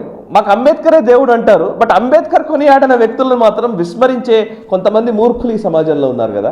సో వాళ్ళతో మీరు నిరంతరం పోరాడుతూనే ఉంటారు కాబట్టి, సో మీరేం చెప్తారు వాళ్ళకి? సో ఫస్ట్ ఆఫ్ ఆల్ ఈ సెల్ఫ్ ప్రొక్లెయిమ్ అంబేద్కరైట్స్ అంబేద్కర్వి అన్ని రీడింగ్స్ చదవరు. వాళ్ళకి ఫస్ట్ ఈ జ్ఞానం ఉండదు that Ambedkar in all his writings he evolved as a person, his thought process also evolved. Starting off as an atheist and then writing riddles of Hinduism and all those books, మీరు అన్ని books చదివి దాని తర్వాత ఎండ్కి వచ్చే వరకు ఆయన letters చదివారంటే you understand that his thought process is also evolved. ఇప్పుడు హిందూయిజంలోనే అంటారు హీ హేటెడ్ హిందూ గాడ్స్. దాని తర్వాత ఆయన as he was progressing with his age he wanted to become a Buddhist. But then after even reading about Buddha and everything ఆయన ఏం చేశారు, ఆయన బుద్ధిజంకి ఇంకో నవాయన బుద్ధిజం అని ఇంకో క్రియేట్ చేసుకున్నారు. Because even Buddhism didn't suit him. So ఆయన వచ్చేది ఒక ఏథియస్ట్ మైండ్ సెట్ నుంచి. Then of course he was western educated, he went to the US and Columbia University చదివేసి వచ్చి ఆ మైండ్ సెట్తో వెస్టర్న్ మైండ్ సెట్తో ఆయనకి బుద్ధిజం కూడా నచ్చలేదు. సో ఈ అంబేద్కరైట్స్ ఇప్పుడు ఓన్లీ హిందూయిజంని ఆయన రిడిల్స్ ఆఫ్ హిందూయిజం రాశారు అందుకే మేము ద్వేషించాలి అండ్ బుద్ధిజంని ఫాలో అవ్వాలి అంటారు. కానీ దాంట్లో కూడా హిపోక్రసీ ఉందండి. మీరు చూడండి ఎంతమంది అంబేద్కరైట్ అంటారు, వాళ్ళు they belong to the so called Dalit community, వాళ్ళు నాన్ వెజ్ తింటారు. బుద్ధిజంలో మీరు అసలు ఇంకో జంతువుని హింసించొద్దు. These people eat beef, they have beef festivals, they eat non vegetarian food. Ambedkar గారు కూడా ఎవాల్వ్ అయ్యారని మీరు అంటున్నారు కదా. బేసికలీ ఈ రోజు ఉన్న సమాజంలో మనం అంబేద్కర్ గారితో పోల్చకపోయినా అంబేద్కర్ గారిని పోల్చి మళ్ళీ అనవసరంగా వీళ్ళని ఏదో పెంచాలనే ఉద్దేశం, ఆయన్ని తగ్గించాలనే ఉద్దేశం నాకు లేదు. బట్ ఈ కాలంలో కూడా చాలామంది కనబడుతున్న వాళ్ళు ఉన్నారు. ఇప్పుడు గుడిపాటి వెంకటాచలం అని ఒక రైటర్ ఉండేది. చలం అని అందరికీ సుపరిచితమే. నేను ఆయన చాలా ఆరాధించిన వాడిని. నేను నా యంగ్ ఏజ్ లో ఆయన మొదట్లో ఆయన రాసిన రాతలకి లేదా ఆయన ఇచ్చిన పుస్తకాలకి తర్వాత ఆయన అరుణాచలంకి వెళ్ళి అక్కడ రమణ మహర్షి ఆశ్రమంలో ఉండి అసలు ఆయన భగవద్గీత గురించి చెప్పారు, భగవాన్ సూక్తులను రాశారు, అనేక అద్భుతాలు ఆయన రాయడం జరిగింది. బట్ మొదట్లో రాసిన వాటిని ఈ రోజు మనం రెలవెంట్గా తీసుకోవాలి. ఆయన ఎందుకు రాశారు మీరు అని అడిగితే ఇవన్నీ బుద్ధి లేక అన్నారు. నిజంగా మాట్లాడితే చలం గారు చెప్పిన మాట ఇది. చలం ఉన్నారు. ఈరోజు రీసెంట్గా ఆలోచిస్తే గద్దర్ గారు 40 ఏళ్ల నుంచి ఆయన నక్సలిజంని ప్రమోట్ చేసిన వ్యక్తి, ఏథిజం గురించి మాట్లాడిన వ్యక్తి ఈరోజు రామానుజాచార్యుల వారి దగ్గరికి వచ్చి మాట్లాడుతున్నారు. యాదాద్రిలో స్తుతిస్తూ ఉన్నారు, కొమరవెల్లిలో ఆయన స్తుతించిన సందర్భాలు ఉన్నాయి. సో వీళ్ళు చరమాంకంలోకి వచ్చిన తర్వాత కానీ అర్థం కానీ భారతీయ ధర్మం గురించి ఈ రోజు విమర్శించే వాళ్ళు మాత్రం తప్పు అంటారు. అంతేనా? అట్లా అర్థం చేసుకోవచ్చా, మనం కంపేర్ చేసుకోవచ్చా? డెఫినెట్లీ. ఇప్పుడు ఇండియాలో కూడా మీరు చూస్తారు a lot of old people after they retire or just before retiring అప్పుడు వాళ్ళకి స్పిరిచువాలిటీ గుర్తొస్తుంది, రైట్? ఇప్పుడు గద్దర్కి కూడా maybe he's going through that phase where he's thinking about God, he knows death is near, I think he still got couple of bullets in his body if I'm not wrong. So maybe he's thinking about spirituality and the afterlife. So అది దేశకాల పరిస్థితి concept అర్థం కాదు ఈ అంబేద్కరైట్స్ కి. That's one big problem with them. They don't understand under what circumstances, under what frame of mind they must have written that and how their thought must have evolved over the years. So that దేశకాల పరిస్థితి is something that they don't understand. That's what I feel. ఎప్పుడు రాశారు, ఎలాంటి స్థితిలో ఉన్నప్పుడు రాశారు, తర్వాత ఏం జరిగింది, ఇవి అవసరం లేదు. నేను సర్వైవ్ అవ్వాలంటే నాకు ఒక కాంట్రవర్సీ కావాలి, దాన్ని పట్టుకొని వెళ్తాను. ఆయన ఏమైనా చెప్పని, దానికి ముందే ఏదైనా చెప్పని, తర్వాత ఏదైనా చెప్పని నాకు ఇది కావాలి, దీంతో నేను ఐ షుడ్ గ్రో అన్న ఒక ఆలోచన తప్ప. If somebody embraces Ambedkar truly or completely, then definitely they will not create disharmony in the society. Ultimately Ambedkar wants harmony in the society kada. Whatever he aspired is for harmony in the society. Of course, yes. That is very, very strongly, it's a strong proponent of Ambedkar. Harmony should prevail. When you are not proposing harmony, how can you claim you are an Ambedkar follower? Correct. And ఇంకొకటి భగవద్ రామానుజాచార్యుల వారి గురించి మాట్లాడాలంటే వారు అనేక మందిని inspire చేశారు. బోలెడంత మంది, ఇందాక అరవిందో గురించి కోట్ చేశారు, ఈవెన్ అంబేద్కర్ గారు కోట్ చేశారు, ఇంకా చాలా మంది ఆయన్ని. సరే చెప్పండి, మీరు చెప్పండి. నేను ఒకసారి చెప్తాను ఈ విషయం గురించి. అంటే మన వాళ్ళకి ఏంటంటే, మన వాళ్ళు అంటే ఇండియన్స్ లేకపోతే భారతీయులు అని చెప్పుకునే వాళ్ళని చెప్పామంటే ఎక్కదనమాట. అదే బయటోడు వచ్చి అంటే ఫర్ ఎగ్జాంపుల్ వేపాకు ఉంది, వేపాకు మంచిదిరా బాబు అని మన వాళ్ళు చెప్పారు, వినలేదు. ఆడెవడో యూఎస్లోనో లేకపోతే యూకేలోనో ఎక్కడో పేటెంట్ ఫైల్ చేశారు, అప్పుడు సడన్గా గుర్తొచ్చింది అనమాట. అంటున్నాడు అదే నీ పేస్ట్లో ఉప్పు ఉందా, సింపుల్. ఈ మధ్యకాలంలో కొత్తగా వచ్చింది కదా, అంటే నీమ్ కోటెడ్ ఏదో సమ్ బ్రష్ ఇట్లాంటివి వచ్చినాయి. నీమ్ కోటెడ్ బ్రష్, తర్వాత పేస్ట్లో నీముంది, దీంట్లో ఉందని. అంటే వాడు ఇది గుడ్ రా అని చెప్తే ఇప్పుడు మనం నమ్ముతున్నాం అనమాట. అంటే ఇండిపెండెన్స్ మనకి పొలిటికల్ ఇండిపెండెన్స్ వచ్చింది కానీ కల్చరల్ ఇండిపెండెన్స్ ఇంకా రాలేదు. ఆ కలోనియల్ లెగసీ, ఆ థాట్స్ అన్ని అలాంటి వారికి కూడా I will coat some people. For example, probably the most influential thinker of devotional Hinduism is Ramanuja. This is in Merriam-Webster's Encyclopedia of Religions. Okay. Ramanuja's tradition is one of the main arteries through which philosophy flowed down to the masses. రాసింది ఎవరు? Karl X Potter, presuppositions of India's philosophy, ఇతను రాశారనమాట. తర్వాత then came Ramanuja. His heart was great. He felt for the downtrodden and sympathised with them. He open the doors of spirituality for everyone. In his ringing voice, Swami Vivekananda has narrated this, to whom? In the complete works of Swami Vivekananda, volume 3, lectures from Colombo to Atlanta. Vivekananda, Indologists who are belonging to Quadrinaesque Scriptura, sociologist, PhD in identity engineering. He is inspired by Ramanuja. And John Paul Sender, he is a professor. Professor Francis X. Clooney, he is also a professor from the Western thought which we are thinking. They are inspired by Ramanuja. And Aurobindo, I said already quoted. ఇలా బోల్డ్ మంది ఉన్నారు. అంటే మనది చెప్తే మనం అర్థం కాదు కాబట్టి అటెల్లీట్ వస్తేనే వింటారు కాబట్టి వాళ్ళని కూడా కోట్ చేస్తున్నాను. When there is an inspiration, genuinely accept it and try to follow it. ఎందుకు ప్రాబ్లం వస్తుంది చెప్పమంటారా? ఒక చిన్న మాట, జస్ట్ 1 minute. ఈర్ష, అసూయ అని 2 ఉంటాయి. ఈర్ష అంటే ఏంటంటే పక్కన వాడిలో మంచి ఉందని తెలుస్తుంది మనకి, నాకు లేదే అని బాధేస్తుంది. ఇట్ ఈస్ గుడ్ అంటే ఏంటంటే నేను కూడా సంపాదించుకోవాలి అని అనేది ఒక కోరికను కలిగిస్తుంది అది. అయితే అది చెడు సైడ్కి వెళ్ళిందంటే అసూయలా మారుతుంది. అసూయ అంటే ఏంటంటే గుణేషు దోషావిష్కరణం, అంటే మంచి గుణాలలో కూడా దోషాన్ని చూస్తుంది. ఇప్పుడు ఫర్ ఎగ్జాంపుల్ మీరు కారు కొనుక్కున్నారనుకోండి, నాకు ఆగదు. సాయి గారు ఎంతమందిని మోసం చేస్తే కారు కొనుక్కున్నారు? ఇదే ఫస్ట్ మాట వచ్చేది అందరికీ, అదే కదా, న్యాచురల్ గానే వస్తుంది మన దగ్గర నేర్పించారండి అది. మీరు అన్న మాటలో నాకు చాలా ఇంపార్టెంట్ ఆస్పెక్ట్ ఏంటంటే ఈ రోజు సొసైటీలో ఎట్లాంటి భావన వచ్చేసింది అంటే, నేను ఫస్ట్ అడిగిన ప్రశ్నకే మళ్ళీ నేను దానిలోకి వస్తున్నాను. నేను ఫస్ట్ అడిగిన ప్రశ్న, ఇంత పెద్ద విగ్రహం అవసరమా? అదే అంటున్నా. ఈ థాట్ ఎక్కడ మొదలైందనంటే, నా అభిప్రాయం చెప్తున్నాను యాక్చువల్లీ, అదేంటంటే మన కమ్యూనిజం నుంచి వచ్చిందా లేకపోతే ఇంకోటి వెస్టర్న్ థాట్ నుంచి వచ్చింది. ఏంటంటే డబ్బున్నవాడు దొంగ. ఒకవేళ డబ్బు సంపాదించాడంటే వాడు ఎంతో మందిని మోసం చేశాడు, ఎంతో మందిని ఇబ్బంది పెడితే కానీ వాడు ఆ స్థాయికి రాడు. ఇది ఫస్ట్ ఫండమెంటల్గా మన బ్రెయిన్స్ని పాడు చేసినటువంటి ఒక కొంతమంది ఉండవచ్చు కాక వాడు అంతమందిని ఇబ్బంది పెట్టి సంపాదించిన వాడు నిజాయితీగా సంపాదించేవాడు ఉండడు అనే ఒక నిర్ధారణకు వచ్చి మాట్లాడారు. 100 మందిలో 99 మోసం చేసి సంపాదించుకో, కానీ ఒకడైతే ఉంటాడు కదా. అయితే ఉంటాడు కదా, డబ్బు పరంగానే కాదు, కీర్తి పరంగా కూడా. ఇప్పుడు రామానుజుల వారి దాని గురించి ఎంతమంది విషయం కక్కుతున్నారు బయట, ఎగ్జాక్ట్లీ ఎంతమంది వీడియోలు చేస్తున్నారు.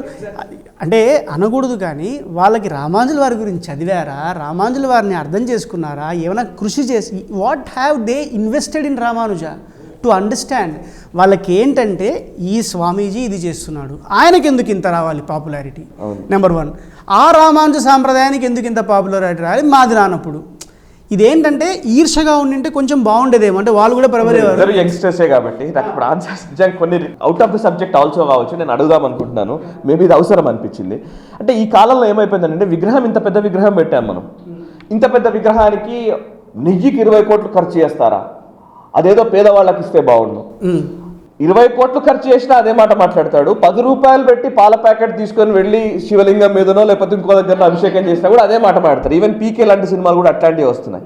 ఓ పీకే కర్దియాక అదే అనాలనిపిస్తుంది నాకు, తాగి చేశారా వీడి సినిమా అనిపిస్తుంది. బట్ బేసికల్లీ ఈ థాట్ ప్రాసెస్ అంటే ఏది వేస్ట్ ఏది కరెక్ట్ అని ఈ రోజున్న ఈ సొసైటల్ ఆస్పెక్ట్స్ని దృష్టిలో ఉంచుకొని మనం నిర్ధారించాలా, రిచువల్స్ని అసలు మొత్తంగా నిరాకరించాలనే ఒక ప్రశ్న వస్తున్నప్పుడు యంగ్స్టర్గా మీరు ఏం చెప్తారు? రిచువల్స్ని ఒకసారి ఒక్క నిమిషం పక్కకు పెడదాం, ఎందుకంటే దాని గురించి మాట్లాడే స్థాయి కానీ స్తోమత కానీ అర్హత కానీ మనకు ఉన్నాయో లేదో అది క్వశ్చన్ చేసుకోవాలి first. Okay, let us take a scientist who doesn't believe it, అసలు దేవుడు అంటేనే నమ్మకం లేదు, ఆ సైంటిస్ట్ని తీసుకుందాం. ఆడు పాపం ఏదో కరోనాకు వ్యాక్సిన్ కనుక్కున్నాడు. ఈరోజు చూస్తున్న దొంగ వ్యాక్సిన్స్, అట్లాంటి వ్యాక్సిన్స్ అట్లా అంటే ఏదో అది పనిచేసింది ఇది పనిచేసి చెప్పడం కాకుండా జెన్యూన్ వ్యాక్సిన్ ఒకటి కనుక్కున్నాడు. ఆ వ్యాక్సిన్ కనుక్కునేసి అందరినీ ఇమ్యూన్ చేసేసాడు. వాడికి ప్రపంచ దేశాలన్నీ గుర్తించాయి, నోబెల్ ప్రైజ్ ఇచ్చాయి. ఇప్పుడు ఇంకో సైంటిస్ట్ వచ్చాడు, వీడు కనుక్కున్నది కరోనాకి. కరోనా లైఫ్ స్పాన్ ఎంత, 2 years. వీడికి లైఫ్ స్పాన్ ఇచ్చాడు. నేను కనుక్కున్న మందు, ఈ మందు రోజు వాడతారు, నాకు నోబెల్ ప్రైజ్ ఇవ్వలేదే అని అన్నాడు అనుకోండి, వీడి దాంట్లో ఆర్గ్యుమెంట్ సబ్స్టెన్స్ ఏమైనా ఉందా? నెంబర్ 1. నెంబర్ 2, ఎందుకంటే ఆ సైంటిస్ట్ దేనికోసం కృషి చేశాడు, ఎంత కృషి చేశాడు, తనని ఎంత రిస్క్లో పెట్టుకున్నాడు. రామానుజుల వారు 120 years he lived the life of a role model. 120 years కాదు, ఒక సెకండ్ మనమడండి ఎన్ని కంపెనీలు మూతపడుతున్నాయి, ఎంతమంది ఐడియాలజీతో స్టార్ట్ చేసి మూసేసుకొని వెళ్ళిపోతున్నారు. They can't even stand the test of the time for 1 month, 1 day, 1 week. He stood for the test of the time 120 years. Number 1. Number 2, ఇప్పుడు ఒలింపిక్స్కి వెళ్ళారు మన వాళ్ళు, లేకపోతే ఇంకో వరల్డ్ కప్కి వెళ్ళారు, ఇంకో చోటుకి వెళ్ళారు, సెమీఫైనల్స్లో ఓడిపోయి వచ్చారు. మన వాళ్ళందరికీ విల్లాలు. ఒలింపిక్స్లో రజత పతాకం, 1 crore and 1 sub collector post. ఇది అవసరమా అని చాలామంది కనిపించి క్వశ్చన్ చేసేవాళ్ళు చాలామంది ఉన్నారు. కానీ ఒక క్షణం ఆలోచించండి, పాపం ఆ వ్యక్తి, ఆ స్పోర్ట్స్ పర్సన్ తన జీవితంలో ఒక భాగాన్ని ఇన్వెస్ట్ చేసి ఏదో సాధించాలనుకునేసి సాధించాడు, దానికి వాళ్ళు గుర్తించారు. ఆ గుర్తించిన గవర్నమెంట్ స్తోమతను బట్టి అది ఇచ్చుకుంది, లేదు పక్కన పెట్టేసేయండి. కానీ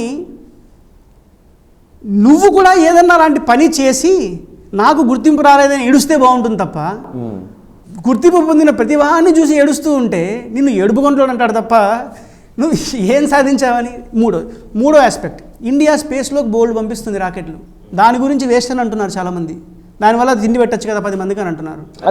ఈ మాట అనేవాడు పోనీ పక్కింటోడికి తిండి పెడతాడా? I have lot of people's name who talks, they are promoting all these things, and then వాళ్ళ ఇంట్లో ఉన్న పని మనుషులతో వాళ్ళ దగ్గరికి వచ్చి పిహెచ్డీ చేయడానికి వచ్చిన వాళ్ళతో ఇంట్లో కసువులు ఉడుచుకున్న వాళ్ళ పేర్లు ఉన్నాయి మన దగ్గర. అర్థమైందా? ఈక్వాలిటీ అవి ఇవి అని మాట్లాడుతూ నువ్వు ఈ పనులు చేస్తూ బయట వాడు రీసెర్చ్ చేసుకుంటూ పోతుంటే దేశానికి నీకు దానివల్ల విలువ లేకపోవచ్చు. నువ్వు ఇంట్లో ఒక చీకటి గదిలో కూర్చొని సూర్యుడు విలువ ఏంటి అని అనొచ్చు, కానీ సూర్యుడు బయట ఉండి ఏం చేస్తున్నాడు అనేది నువ్వు సూర్యుడి మీద ఉమ్మేస్తే ఏమవుతుంది? నీ మీద పడుతుంది. సో I think అంటే when somebody speaks immaturely, I think 2 things we should take is, 1, either we ignore them, and when they are doing too much of this kind of thing, give a proper answer and then tell them, bhai, this is a time you shut your mouth and start doing something. ఇంత మాట్లాడి పోనీ వాడు ఏమన్నా ఇప్పుడు ఒక ఐడియాలజీని ఒకరు propagate చేస్తున్నారు, ఒక సిద్ధాంతాన్ని, వీడికంటే ఒక ఐడియాలజీ ఉంది కదా, దాన్ని ప్రాపగేట్ చేసుకోవచ్చు కదా. అంటే ఒక గురువుని నమ్మి ఆ సిద్ధాంతాన్ని ప్రమోట్ చేసుకుంటున్న వ్యక్తి ఉన్నప్పుడు, ఆయనను చూసి వీడికి ఈర్ష్య అసూయ కలుగుతున్నప్పుడు వీడు ఏం చేయాలి? నేను కూడా నా గురువు సాంప్రదాయాన్ని, నా సిద్ధాంతాన్ని ప్రమోట్ చేసుకుంటానని. వీడు అది ప్రమోట్ చేయకుండా ఏం చేస్తున్నాడు? పక్కనోడి మీద పడి ఏడుస్తాడు. నీ ఏడుపు వల్ల వచ్చే లాభం ఏంటి? ఏడుపు ఒక మార్పుకు కారణమైతే అది మంచిది అవుతుంది. వాల్మీకి ఏడుపు శ్లోకమైంది, రామాయణమైంది, ఉపయోగపడింది. నీది ధృతరాష్ట్రుడు ఉన్నాడు, ఏడ్చాడు, ఎవడికి ఉపయోగమైంది? కురువంశం మొత్తం నాశనం అయిపోయింది. నీ ఏడుపు ఏది? సమాజానికి హితం చేసే ఏడుపా, సమాజాన్ని చెడగొట్టే ఏడుపా? అది తెలుసుకోవాలి ఫస్ట్. ప్రేరణ గారు, ఈ సొసైటీకి ఇప్పుడున్న యంగ్స్టర్స్కి భగవద్ రామానుజాచార్యుల వారి విగ్రహ ప్రతిష్టాపన జరుగుతున్న టైంలో ఏం చెప్తారు మీరు as a youngster to youngsters? I would suggest everybody should read and learn about what Bhagavad Ramanuja actually did in his life, because what he's done in his life is very, very inspiring. Peddavalu normally antaru, if you're, a lot of youngsters nowadays say that they're depressed or they're unhappy or they have anxiety. This we keep hearing all the time. So Peddavalu emantaru, if you have depression, anxiety or anything like that, at least if you can't visit a holy place, at least read about the people who are good devotees. That bhakti itself will be very inspiring, so that psychologically it will be very healing and helpful. And another thing I would like to tell youngsters is Bhagavad Ramanuja's concept of Sharanagati. This not only have I personally experienced, but I've seen a lot of people my age and ones younger than me as well benefit a lot, is through the concept of Sharanagati. This is psychologically speaking. A lot of people take a lot of stress, whether it could be exams, whether it could be finding a job or financial problems, career problems, whatever. A lot of people take a lot of stress and they blame themselves for their failure, and that leads to a lot of anxiety, depression and all psychological problems. Kani ee concept of Sharanagati and Prapatti, which Bhagavad Ramanuja has propagated, దాంట్లో ఏముంటుంది, you will find a lot of peace and balance, because ఆయన ఏమంటారు, you do your karma. This is what Sri Krishna also said in the Bhagavad Gita, you don't worry about the phalam. But here in Sharanagati, the beauty about the Guru Parampara that you had earlier asked me about is, the Guru Parampara teaches you to leave the burden on the Guru, follow what the Guru says. If you do Sharanagati, or what is called the ultimate surrender, once you surrender in front of your Acharya or in front of your Guru, all your problems eventually will sort themselves out, or you'll find the answer in some way. That concept of Saranagati, if all youngsters are able to understand and also implement in their lives, this would reduce a lot of so మీరేం చెప్తారు ఈ తరానికి? అంటే అక్కగా చెప్తున్న దాంట్లో ఆ శరణాగతి అన్న కాన్సెప్ట్ ఏం చేస్తుందంటే గుండెల మీద చేసుకునేసి ఆ భరోసాతో మనల్ని చక్కగా నిద్రపోయేటట్టు, అంటే పని చేసి నాకు ఫలితం వస్తుందన్న ధీమాతో పడుకునేటట్టు చేస్తుంది అనమాట. దేహం, ఈ ప్రాణం, ఈ జ్ఞానం ఆచార్యుడు పెట్టిన భిక్ష. మనం ఈరోజు భగవంతుడి గురించి మాట్లాడుతున్నామంటే అది ఆచార్యుడు పెట్టిన భిక్ష. చేతనైతే ఆయనకు చేయగలిగినంత చేద్దాం, ఎంత వీలైతే అంత దారపోద్దాం, కలిసి నడవాలి, మనందరం కలిసి నడుద్దాం. ఈ సనాతన ధర్మాన్ని కలిసి ముందుకు తీసుకెళ్లడంలో ఇదొక గొప్ప చరిత్ర నిర్మాణం. రామానుజమూర్తి ఆవిష్కరణ అనేది చరిత్ర నిర్మాణం. చరిత్రని నిర్మించే అది జరుగుతోంది. ఇలాంటి చరిత్ర నిర్మాణాలు ఇంకా ఎన్నో జరగాలి, మనందరి శైలి నుంచి జరగాలి, మనందరి సాంప్రదాయాల నుంచి జరగాలి. మనందరం ఒకటిగా ఉండాలి, నడవాలి, అంతర్యుద్ధాలని బాహ్య యుద్ధాలని ధీటుగా ఎదుర్కోగలగాలి. అంతే. Right sir, thank you very much Sriram గారు అండ్ ప్రేరణ గారు. Thank you very much. చాలా అద్భుతంగా మీ మాటల ద్వారా ఈ యంగ్స్టర్స్కి తగ్గట్టుగా వాళ్ళకు ఒక దిశానిర్దేశం చేసినట్టుగా ఈ చర్చ జరిగిందని నేనైతే భావిస్తున్నాను. Thank you very much. Thank you very much అండి. Valuable time. Thanks a lot. So చూసారు కదా, అది శ్రీమద్ రామానుజాచార్యుల వారి విగ్రహ ప్రతిష్టాపన జరుగుతున్న సందర్భంలో నాకు అనిపిస్తోంది ఏంటంటే, ఈ గత 5-6 సంవత్సరాల నుంచి మనం అనేక విగ్రహాల్ని ప్రతిష్ఠించుకుంటూ ఉన్నాం. ఒకవైపు statue of unity Sardar Vallabhbhai Patel 500 పైచిలుకు సంస్థానాల్ని ఏకతాటిపైకి తెచ్చి స్వతంత్ర భారతావనిని ఒక అద్భుతంగా తీర్చిదిద్దినటువంటి వ్యక్తిని తలుచుకుంటూ ఒక విగ్రహాన్ని ప్రతిష్ఠించుకున్నాం. ఇంకొక వైపు ఈషా ఫౌండేషన్ ఆధ్వర్యంలో మనం తమిళనాడులో చూసినట్లయితే ఆదియోగి విగ్రహాన్ని చూసాం. ఇంకొక వైపు కేదార్నాథ్లో ఆదిశంకరాచార్యులటువంటి విగ్రహాన్ని ఆవిష్కరించుకోవడం చూసాం. ఈ 3 ప్రధానమంత్రి నరేంద్ర మోదీ చేతుల మీదుగా జరిగిన అద్భుతమైన, నిజంగా వేడుకతో కూడినటువంటి సందర్భాలు. అట్లాంటిదే ఇక్కడ కూడా భాగ్యనగరంలో కూడా అట్లాంటి వేడుకే జరుగుతోంది. శ్రీమద్ రామానుజాచార్యుల విగ్రహ ప్రతిష్టాపన జరుగుతోంది. నిజంగా అనిపిస్తోంది స్వతంత్ర భారతం ఇప్పుడు మొదలైందేమో అనిపిస్తోంది. ఈరోజు మనం ఇందాక శ్రీరామ్ గారు చెప్పినట్టుగా కలోనియల్ హ్యాంగ్ ఓవర్తో మన మెదళ్ళు, మన సమాజము ఒక రకంగా ఒక రుగ్మతలతో కొట్టుమిట్టాడుతున్న టైంలో మళ్ళీ పూర్వ వైభవాన్ని తీసుకొచ్చే ఒక ప్రయత్నం ఏదో జరుగుతోంది. దీన్ని అందరం మూకుమ్మడిగా సమాజం మొత్తం ఆహ్వానించే ఒక పరిణామం ఇప్పుడు చోటు చేసుకుంటోంది. దీన్ని ఆహ్వానిద్దాం. ఈ సందర్భం నుంచే మనం మన పూర్వీకులుగా చెప్పబడుతున్నటువంటి ఈ యతీశ్వరుల వాళ్ళ అందించినటువంటి వాళ్ళ తోవలో నడిచే ఒక ప్రయత్నం చేద్దాం. వాళ్ళ మార్గదర్శనాన్ని మనం తీసుకొని వాళ్ళ గురించి చదివి తెలుసుకొని మన నెక్స్ట్ జనరేషన్కి అందించే ప్రయత్నం చేద్దాం. నెక్స్ట్ జనరేషన్కి వెళ్ళాలంటే ముందు ఈ జనరేషన్ తెలుసుకోవాలి, చదవాలి, దాన్ని ఆచరణలో పెట్టాలి. ఆ ప్రయత్నం చేస్తారన్న విశ్వాసంతో, అట్లీస్ట్ ఈ వీడియో చూసిన వాళ్ళు 10 మందికి తెలియజేస్తారన్న ఒక ఆశతో ఈ వీడియోను రూపొందించడం జరిగింది. నా ఆశని అర్థం చేసుకుంటారని, దీన్ని 10 మందికి చేరవేస్తారని నమ్మకంతో, విజ్ఞప్తితో ఈ చర్చను ముగిస్తున్నాను. చూస్తూనే ఉండండి నేషనలిస్ట్ హబ్, మనసా వాచా కర్మణ, దేశ హితం కోసం.